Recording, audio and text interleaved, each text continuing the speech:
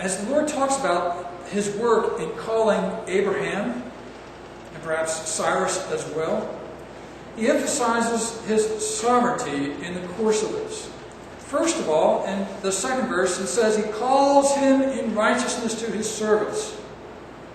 It is not that Abraham volunteered for the service or went through a variety of religious rituals to qualify himself for that service, but rather God took the initiative and sovereignly called Abraham out of the land of the Chaldeans to come to Himself. And He did this in righteousness, Isaiah says. And that's a helpful qualification. Because Abraham was an idolater like the rest of the people of his day. He was apart from God. In fact, as Isaiah talks about him, he was at the ends of the earth. He was far distant from God. But God, as it were, passes through the mass of humanity, walks through until He goes to the distant corners of humanity and finds Abraham and says, "This is the one of my choice. This is the one I will bring up for myself." He passes by all the rest of the nations that were on the earth at that time, all the many individuals who populated the earth. And He finds Abraham, not discriminating Himself, not showing Himself to be anything special, but God in His sovereignty takes him and sets him apart, and does so in righteousness. How so? Is God being or showing favoritism?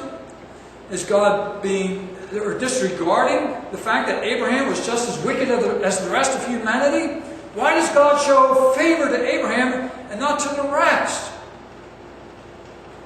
Well, first, we have to resolve that in God's own hidden purposes.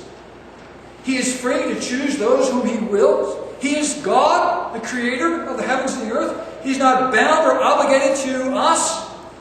In Adam, we have all sinned against God and fallen from His grace and are subject to His wrath. God did not owe anyone anything.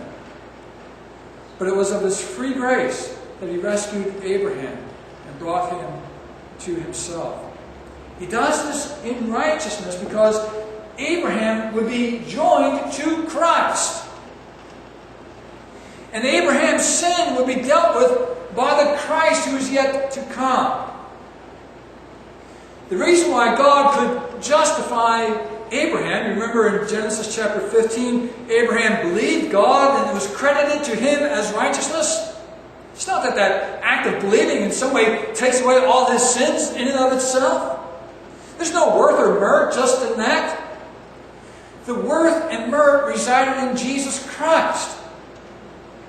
Jesus Himself said, "Abraham rejoiced to see my day. He saw it and was glad." Abraham looked in faith to Jesus, and he saw Jesus and found salvation in Him. And so Abraham receives righteousness through his union with Christ. God in His sovereignty calls Abraham in righteousness to enter into His service. When we consider God's sovereign work of election, it is not something which in any way suggests that, well, God has chosen me, therefore I can now live as I please. I can do what I wish. I'm free to live as I want because I'm elect. I'm chosen. And that's that. Not in the least. If you have that attitude, then you show that you're not among God's elect. Because that is an apostate attitude. Christ calls us into His service that we might live for Him. And so election brings us into the realm of grace. And in that realm of grace, we enter into the service of the Lord and we live for Him because we are elect. God called Abraham to Himself in righteousness. If we look at this in terms of God's calling Cyrus to himself. Cyrus was a pagan king. And Cyrus would never come to faith in Jesus Christ.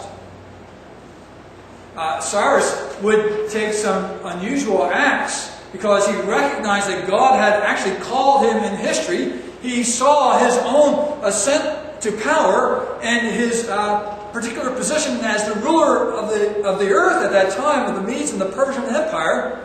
He saw that as the work of God, being aware of Isaiah's prophecy. And so he released the people of Israel that they might return to their homeland and rebuild their temple. And so God's sovereign call in his life was not to electing grace, whereby he personally came to know the Lord, as far as we know, but rather it was for God's own purpose in the world, in history and time. Because the Lord, by his providence, governs all men and nations. He rules the heavens and the earth, and so even pagan kings who do not acknowledge him as their Lord, although they might show some outward respect, some formal respect, God in righteousness calls them to accomplish his purposes.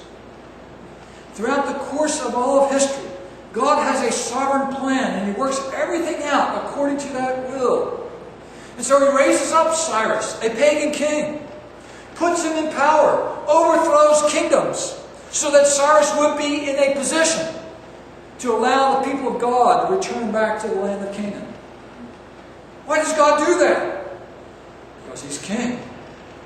And he acts in righteousness. And does that which is right in history and in time, in the way that he governs nations.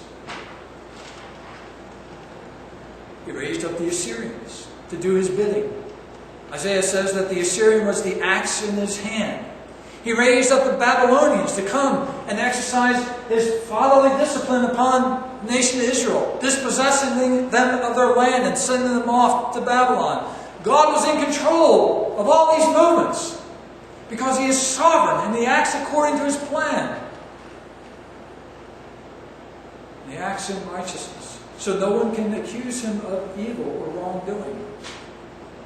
Remember, all men are sinners and subject to the wrath of God at any point in time. And God acts according to his grace.